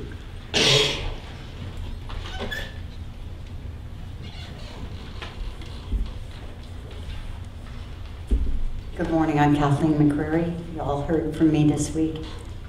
My name is Cindy Jackson. I'm the president of the Fillmore Chamber of Commerce, and I'm also past president of the Heritage Valley Tourism Bureau. Welcome. Thank you. So many things to answer in a short amount of time. I heard you're upside down. We've tried for the last 3 years talking to staff, VCTC staff, about getting more leases, raising revenue that way, increasing freight, and we would give you a portion of that freight. The grants that Mr. Egan alluded to and Mr. Lee alluded to that have always been out there, we're not nonprofit. We can't apply for those. Only VCTC can apply for those. That's a way to get you upside down. As far as subsidize, if you're the landlord and I'm the leasee, I mow the lawn, you fix the roof. I know those agreements I haven't read them. I'm told what they are, but I hope that when you renegotiate, that you'll consider things like that. To me, the only viable scenario is number one. As Roger alluded to, the Heritage Valley economic vitality, that was the reason for this. That was the reason that those visionaries said, let's keep this asset. If Fillmore and Western was to go away, which I can't imagine that you think that's an option, there's businesses, there's museums that count on the 50 to 70,000 people a year that come to Fillmore and Western. They attend our festivals in Fillmore and Santa Paula. Filming, we are the home of the movie trains. We are very well known. We've been in national and global trade magazines. When there's a movie that needs to be made that needs a train, this is where they come. Not only will Fillmore and Western lose that revenue, so will everybody up and down the line. The #1 Super Bowl commercial was filmed on that line on Limoneira property of the horse pulling the flat car. There's so many ways that we're connected to Hollywood. That brings people, they want to ride on that train. My job, I'm the cheerleader for the Heritage Valley. I travel California, I go to tourist conventions and tell them to come to our area. We only have one hotel. There's a huge trickle-down effect to tourism of what comes to Fillmore and Western, and it benefits all of you and all of your cities. The cost equal resolution of #1 scenario to me is the only viable, and I hope you'll take that into account and use your vision, use your knowledge, but also please use your hearts. Thank you. Next speaker is Dale Bones.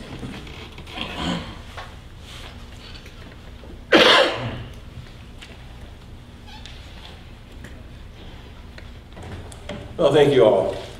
I've been a Ventura County resident since 1986. I've been associated with the Fillmore and Western for 17 years. I'm currently retired, so I am one of their part-time managers because retirement and full-time employment doesn't work. I've been on every one of their trains. I've worked them all. But my favorite train are the school trains. This is where we take children from preschool to middle school on a train ride. They think they're only going to get a train ride, but as they go through Heritage Valley, they learn from our coaches from 1923, Carnegie, Vanderbilt, Rockefeller. It's all out here, oil, gas, steel. They learn it on an educational point of view. Yes, I enjoy the special needs kids. And don't get out. This is a beautiful valley, the green belt going up and down the line on a train that their parents and grandparents rode. Some of our coaches I have run into World War II veterans that rode in coaches similar to what we have for deployment in World War II. We have children that can talk and think, ask for us to turn the air conditioner on. Well, 1923, air conditioning was open the windows.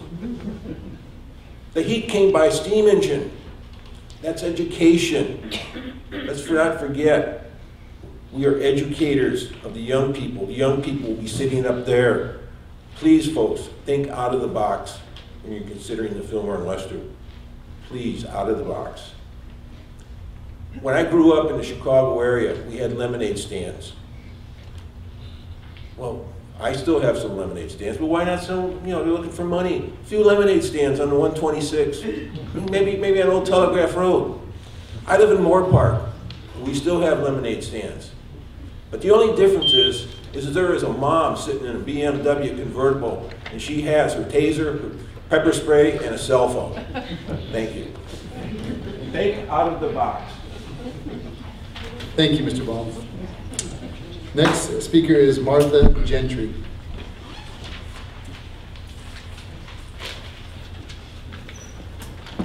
Mr. Commissioners, I'm Martha Gentry. I am the President and Executive Director of the Fillmore Historical Museum and Society. And I'm here regarding this issue of the potential closing of the railroad. The cities of Fillmore and Santa Paula as well as tourism and retail businesses of both cities, would be immediately impacted by the loss of the railroad. Each year, tens of thousands of tourists are drawn to our cities to ride the train, shop at local stores, and visit 6 local museums. These tourists provide revenue and tax dollars to the communities, their businesses, and the county. Without the Fillmore and Western Railway, there would be no Rail Fest, no Thomas the Tank Engine, no Halloween or Christmas specials, and no annual Rail Fest. Throughout the year, the Fillmore and Western Railway is a special draw for tourists of all ages and a benefit for all of us. Fillmore was established in 1887 with the coming of the railroad and the deposit of the depot in its first location. In the early 1970s, when the railroad was closing down and depots were being torn down along the line, the Fillmore depot was saved by a local school teacher, Edith Jarrett, who bought it for $1 plus tax and paid to have it moved across the street. It sat there until after the Northridge earthquake, at which point we moved it back where it should be, along the railroad. They knew, and the cities and administrations at the time knew, about the historic impact of the railroad and its importance to local potential tourism. Allowing the demise of this railroad 40 years later would show an immense lack of imagination, as well as a lack of concern for the economic well-being of the entire Heritage Valley. The museum and society support the Fillmore and Western Railway and its activities, and we sincerely hope that the cities, the railroad, VCTC, and the Ventura County Board of Supervisors will honor their commitment and contract of previous years and continue the support of the operations of the railroad. Thank you. Thank you very much. Next speaker is Gary Phillips.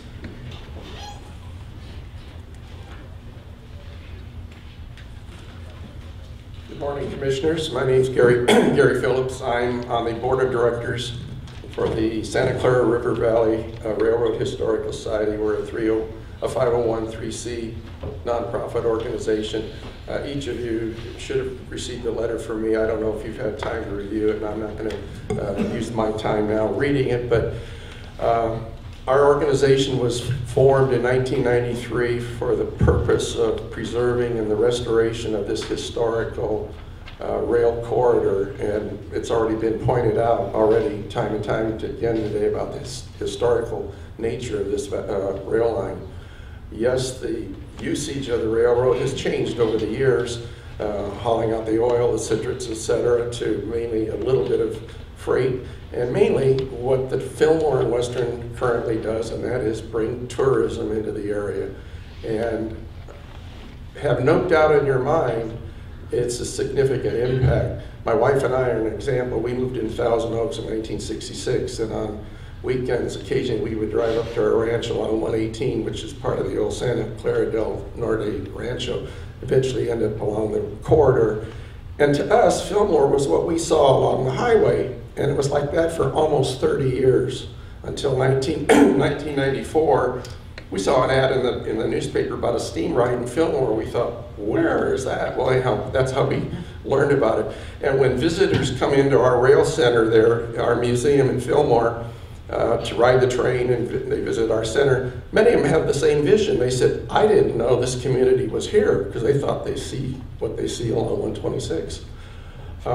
If we were to lose the rail line, of course, there's no point in having a rail festival. There's no point, there would be no Thomas the Tank events, which draws huge throngs of people into the area. The kids come to our center and they just go crazy watching our model trains running, and that you can't believe the excitement of these little toddlers watching these trains run. We would cease to exist because there would be no railroad.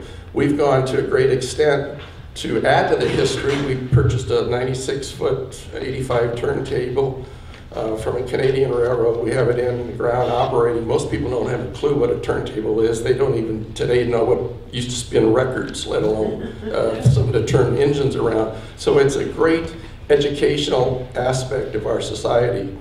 So I would say to you, have a long-term vision like people have mentioned. Don't make the mistakes of Los Angeles and remove this rail corridor, because someday along the line, we probably aren't going to be agricultural. And as the communities develop, Newhall Ranch, et cetera, if we want to put a rail line back in and it's gone, we've lost that opportunity. Thank you very much. Thank you. Appreciate your comments. Our last speaker is Mr. Ken Ruggles. Hope I pronounced that right. You got it. Okay. Good morning. My name is Ken Ruggles, and I represent Spears Manufacturing Company. We are currently in escrow for the old International Paper building there in Santa Paula. Spears has been around about 44 years. We make plastic fittings, valves, and pipe. We have approximately 8 other manufacturing facilities around the United States. And most of our expansion has probably been done in the last 30 years. All of that expansion has been done outside California. And you may know this already, but it's difficult to operate in California. And it's even worse to try and build or expand something. So we have made a conscious effort simply because of the red tape, the problems, and the difficulty of expanding in California to move outside until this last couple months. And we have made a decision simply because of location and how everything works for us to try and put a plant in Santa Paula. We plan on having probably around 60 people hired at the outset, probably up to 200. We can't close escrow because we can't operate without a rail. Just got to tell you that. We can't do it. So the only way for us to establish that plant and actually get it going and make it profitable and make it work is to have rail. And we have to have rail. So I've currently put the whole escrow on hold until we can solve this situation. But I'm here simply to encourage you and ask you to make a long-term commitment to rail service in the Heritage Valley. Thanks. Thank you. Appreciate your comments. Okay, so we're going to bring the comments back to the commission, but I want legal counsel's advice on, we're going to make a decision, we're going to go into closed session on the decision, correct? On giving staff direction on the 4 options? What you're entitled to do in closed session is talk about the terms, the price of leases that you will instruct or negotiator to negotiate. And so we're not going to make a decision here, obviously, because we're going to need to go into negotiations and give you parameters for that negotiation, correct? But I think it's appropriate with all the public here and the comments that are made that we as a commission give our comments. So I'm going to open it up to comments from the commission. Let me ask a question though. We need to give direction on one of the alternatives, I think is what we need to do. And then and it sounds to me like the chairman is moving towards negotiating some new things. Those will happen in closed session, but the direction happens here. Is that not correct? Yes, you can request direction from your consultants and from your staff that you can then take into closed session. Well, numbers. Okay, I understand. You know what? I'm going to cut to the chase because we're running out of time as a body, and I'm going to make a motion right now for discussion, and then if you want to vote on it, we can. If not, then we can move on. But I'm going to make a motion that we reaffirm our long-term support of the Santa Paula branch line with the goal of making it cost neutral or profitable, and have staff bring a range of asset managed alternatives back to the commission and identify and prioritize long-term repairs and seek funds for those. And so that's my motion. Okay, so technically, do we have a second for that motion? I'll second it. Okay, and then we're going to open it up for discussion, and I guess that's where it's appropriate to make comments. My second is thank you, Mr. Chair. My second is to give us the opportunity, because what is yet in front of us in order to accomplish that is certainly to clearly, as a commission, give our staff direction so the staff doesn't get caught in ongoing crossfire disagreement and we have how many, to give direction that we deal with all of these leases and agreements and get to a point that we're able to understand what is the real cost of this asset, the real value of the asset, and the real cost of the asset, and what's the workout plan for it. And it is to do what we should be doing as a commission, which is to manage this asset and to make sure that it is revenue neutral and or profitable. Outside of well, that's enough. I'll just leave it at that. Okay, so I'm going to go with Commissioner De La Pena and then Commissioner Zaragoza. In addition to the motion made, would we then have to discuss the potential hiring of a consultant to simplify all the lease agreements as recommended by Mr. Egan, to get a hold of this labyrinth that we have here, this behemoth of a... That'd be a question for legal counsel.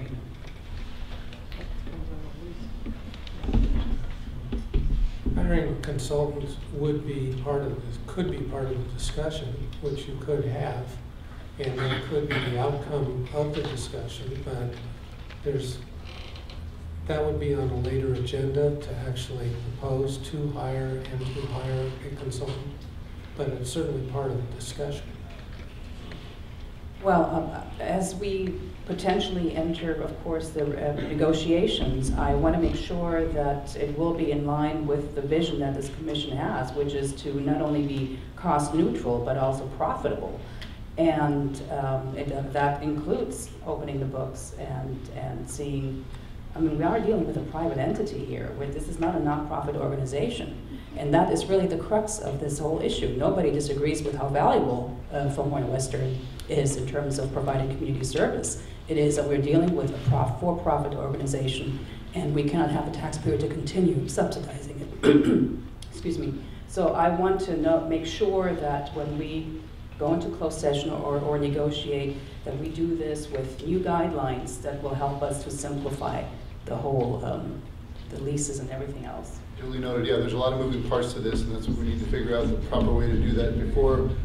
Commissioner, you want Executive Director, you have a comment to make? Mr. Chair, just that if we were to go down a negotiation path, Mr. Egan has worked. It would be staff's recommendation, given Mr. Egan's knowledge of the industry and his support. Actually, he has worked with the Santa Cruz County Regional Transportation Commission on a very similar type of situation. We would have that. We have that expertise available to us. If we go down that path, it would be our recommendation that we would continue to retain Mr. Egan. Okay, I just don't want to get ahead of ourselves because we haven't made that recommendation yet. Just a comment. We're going to go into closed session on looking, and Mitch, this is nothing to do with you, but we're going to be looking at a new attorney, and it would be good to have him involved when we get into those decisions for looking at consultants to work on this. So not only would our staff be looking, but we'd also have our attorney on board when we choose the consultant. So I think that's a great idea, but I'd like to bring it all together. Okay. Commissioner Zaragoza, then Commissioner Morehouse. I'd like to add on to that. Was my concern to De La Pena had, but we're using STA dollars to subsidize a private company, and my concern is we're going to use another $377,000. We used $3.6 million over 11 years. Is that appropriate use of those funds in them? That's one of the concerns. I believe what the folks have said today, that that's a great asset. It's good for the kids. It's good for the economy. They're going to provide jobs. My concern is that the appropriate use for the VCTC dollars or STA dollars? And I'm sure that probably that's the concern that I have currently. The line, I think, should be there, and I believe that all the people that spoke that we ought to think out of the box is correct. I think it's good, but the use of that money is my concern. Commissioner Morehouse, then Commissioner Long. I appreciate and understand Commissioner Fernandez rushing to make a motion, particularly since he's in a city and part of this area that's directly affected. I guess in looking at that, I want to make sure we're wrapping this up into consideration of the motion. There were a couple of things. The last speaker was talking specifically about a business that's proposed to serve in Santa Paula, and I believe our executive director, there's a commitment regardless, is there not, that if there's an entity there that they have to be served by UP? I think we've had a conversation. That's correct, Commissioner. That under our agreements with the Union Pacific Railroad, if a customer is signed up by Union Pacific has to provide service to that customer, and we're obligated to maintain the line for Union Pacific under our current agreements. Okay, so it really has not a specific bearing on this decision. I mean, that commitment or requirement is there regardless. Correct. Okay, the second thing was that we've had a number of people talking about the number of users, and I've just heard numbers, and I don't know, in drilling down and getting back the information we needed from Fillmore and Western, or even from any of the visitors and convention bureaus. I mean, I've heard all kinds of numbers of thousands, hundreds of people involved. I just kind of, they've got somebody's got a quick counter, and we should be able to know kind of a better solid number that we can surround it around. The third thing was an allegation, again, sort of, that staff, they've been talking to staff for 3 years about agreements. What is it that, if that's the case, then what kind of agreements we've been talking about that's caused some consternation they feel they're not getting feedback on? If we're going to go ahead and talk about this, I mean, some of these things were left hanging out there, and so premature we go to the motion. I'm kind of frustrated that we haven't got some more information here, because when we get up here, one thing I want to remind us, this is the most difficult part of this thing. We all come here from various local governments. But just as when I sit on LAFCO with Supervisor Long and Supervisor Parks, we take off that hat. Up here we're commissioners. We have a commission. It's a regional body with regional money, has to deal with transportation. And it's really hard to pull ourselves out of the parochial. And I'm one of the 3 players and part of that line. I got a different viewpoint when I'm sitting up here, and that's part of it too. But so there's a lot of information that I feel like I still need more answers to. If we're going to get it through this process, to resolve the motion, fine, but I want some more information. Commissioner Long and Commissioner Bennett. Well, I would just say quickly, the motion is really to take those first 3 pieces and do our very best to accomplish the goal, working with those pieces to get the information we need, the analysis we need, the cooperation we need to identify. You know, at the end of the day, we still do have to sit up here with that commission hat on. But for today, moving forward, to take that off, I think it gives us then a clearer vision of moving forward to get the information analysis and steps we need, and to set timelines to get that information. So we're not sitting here a year or 3 years from now asking the same questions. Commissioner Bennett and Commissioner Fernandez. Thank you. I think there's one big thing out there that needs to be clear. Roger Campbell said it. He said, you know, we need to think long term, not 5 years from now. And that at the time this opportunity came available, everybody said at some point in time we may need to have profitable rail service again going through the Santa Clara Valley. And so nobody, I want to emphasize this, all the people come up and say they should be ashamed to abandon the railroad tracks.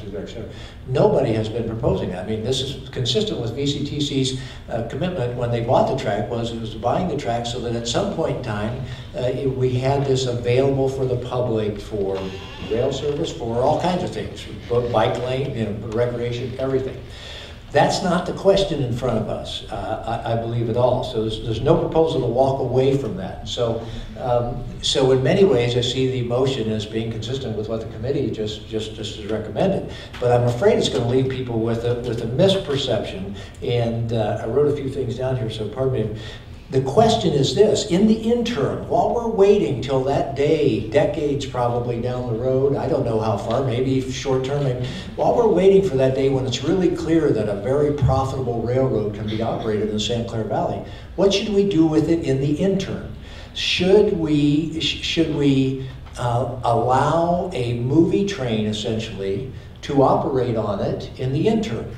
Movie train's got all kinds of things that make us all feel good. I like the movie train. You know, we've done the Christmas tree train, and it has economic benefits for the businesses of Fillmore, rightly pointed out. It has economic benefits for the businesses of Santa Paula. It has economic benefits for the owners of the Fillmore and Western Railroad. The question is, where's the money come from for the deficit to allow this to happen in the interim while we're waiting for a more profitable day. And I think it's really clear from the committee talk and even from this motion that it can't keep coming from the taxpayers. Should the people who profit from the operation of this train make the deficit up, we have a certain amount of money that comes from revenue from that. That's the maximum that we should put in, the revenue that comes from those leases. But you know, we talk about this, you know, there's jobs and all of this stuff that's good, but there are people that are profiting from this train. And should the teenager who needs to get a bus ride from Piru to Ventura College to continue their education be the one who subsidizes this, or should it be the people who profit from the train? I think it's really, really clear in my mind. We talked about a Super Bowl ad being made for this. Should the production cost of the Super Bowl ad help bridge this gap? And so, when people hear about the fourth option isn't to abandon the VCTC's ownership and this line. The fourth option is, and the maker of the motion said that, we want this to be cost neutral. There is only one cost neutral option we know we have in front of us based on staff stuff, and that is, don't operate a railroad on it any longer, just maintain the line. That's cost neutral, right? So I don't think that that's one that we all hope will be the result of this. But when people say you can't even consider that, if you don't consider that, I don't know why other people would negotiate. If we say no matter what, we're going to maintain that line, then I don't know that people who are profiting from the line will have any incentive to give up any of their profits from the line. That's the fundamental question. And so I like the fact that we're saying from now on it's going to be cost neutral. If it's going to be cost neutral, then I think we can get there. If we can't get there, then we know what we have to do. Staff's given us that in terms of the option.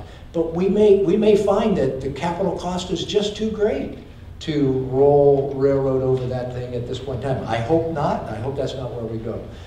So the other thing I guess I would say is we have a budget we have to put together here pretty soon, and that budget should show this as being cost neutral, because I think that's what we're saying in our motion is. So, thank you very much. Good point. Commissioner Fernandez, then Commissioner Minares. I agree with Supervisor Long that it's the process we have to go through to negotiate this thing to be cost neutral and that profitable, and that's what we like to see. We have certain operators on our line, and if they want to operate on the line, then we negotiate with them. If we can't come to negotiation, then they can't operate. So we do have the power to negotiate something that benefits us. I think, though, going back to Supervisor Bennett, the fourth option is not cost neutral. The costs don't go away. You still have to weed abatement, you have graffiti removal, you still have things. If you're going to take out the crossings on the streets, then who's going to take those out? They're not going to go away for free. And if a contractor takes those away, we're going to pay a ton of money for somebody to remove them. If we don't remove them, then we're going to have to maintain them on the streets. So even option number 4 has expenses, and so we can't recoup anything. And could I interrupt you just on that one thing? money for that. Could I just interrupt you on that one? Sure. I'm not an expert on it, but staff has told us that the revenue we get from the leases would cover the things that you've just referred to. So I got that from staff. Well, there are costs, but we have revenue coming in also, even if there's no train going there. We have the ag leases and those other things. But we give up so much for nothing to abandon something. And it doesn't go away. I mean, there are costs to that, continual costs, because every time you cross the street, you either have to maintain it at a contractor's expense, or you have to rip them out. If it's not a railroad, we can't use SDA funds. Where is the money going to come from? So then it comes from another source. And so it isn't. The lease revenue. It comes from the lease revenue. And then the lease revenue also will gain in 2016 another $100,000. So we're not that far off from negotiating this thing to be cost neutral and maintain an asset, which in the research I've done was purchased so that in the future it would be the Metrolink first moving into Montalvo or Satacoy and having a station there, and then the future going on in Santa Paula, and then potentially beyond that going out towards Santa Clarita to catch up to the high-speed rail or whatever happens out there. And it's the only east-west line going across the county. So there's tremendous benefit to maintain this, and I think it all comes back to being able to negotiate some leases and that make sense to us to make it cost neutral or profitable. And the goal would be to make it profitable, not to just throw the leases to kill weeds and things like that. I agree. Commissioner Yares and then Commissioner Clapp. The one thing I would say is that, you know, it's undeniable the benefits that the Heritage Valley gets from the Fillmore Western tourism business there. And it's undeniable to say that there are transportation needs that this money that the STA funds should go to and can go to enhance transportation services in this particular area.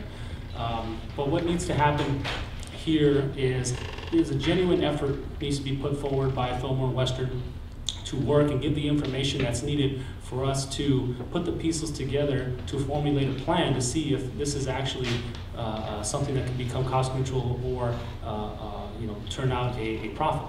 So, and then also part of that too is, you know, VCTC also needs to work well with Fillmore Western and be the partner that's needed to make sure that happens.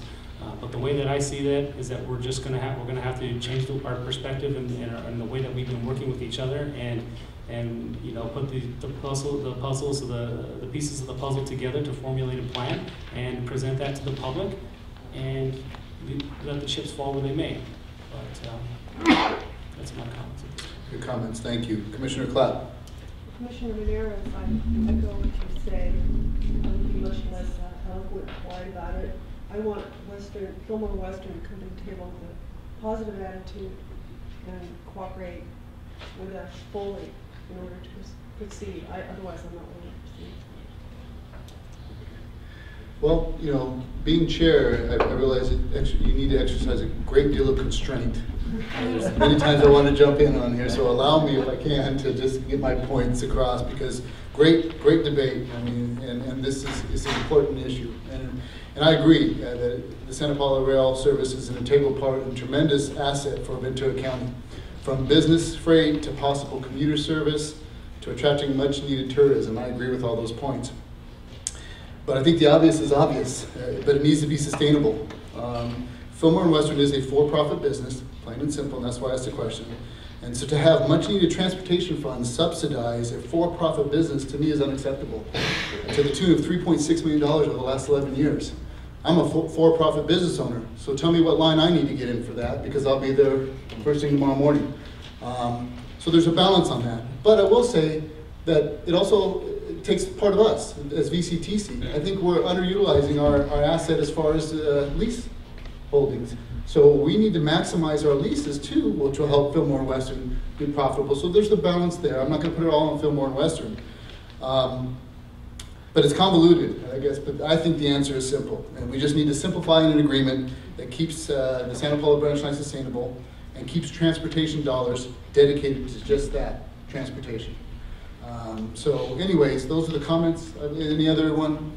I don't see any other comments.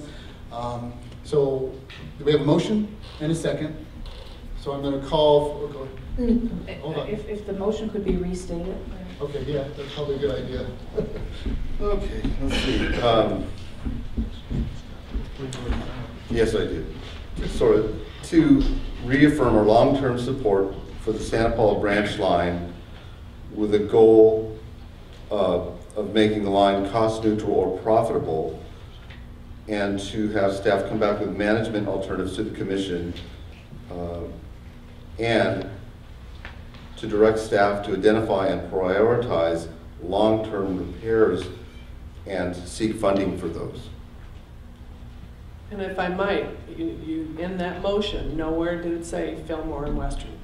We are the holders of the asset. We are the managers responsible for the asset. If we can't get to that neutral, then, so this is not, I don't believe this is really narrowing our negotiation ability. It's saying to us as the holders of the asset, we need to take care of business. And what would be the timetable? Because as Commissioner Bennett mentioned, we need to include that in the budget and have it reflect that it be cost neutral. Well, I would say that, if I might, sure. Sorry, that what we have in the other three discussion points and what's before us in our closed session, which is to have the discussions on real property negotiations for the Santa Paula branch line and leases. So that's where I think we're going to get to. What are the next steps? What are the timelines? And who's responsible to do what? Yes, so I appreciate that clarification. That incorporates the 4 options that staff has given us in that motion, correct? And you are second to the motion? Yes. Okay. Commissioner Bennett.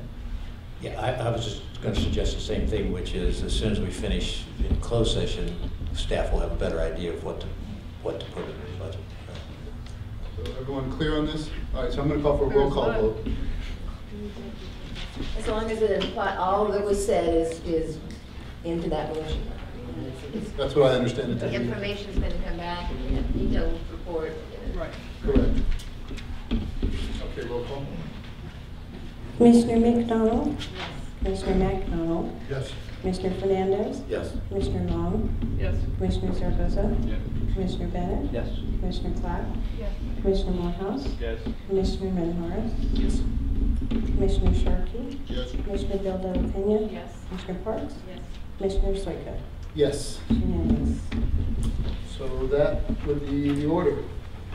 Okay, so moving on to items, and thank you, by the way, to the public for your patience and your comments. We do appreciate it. This is an important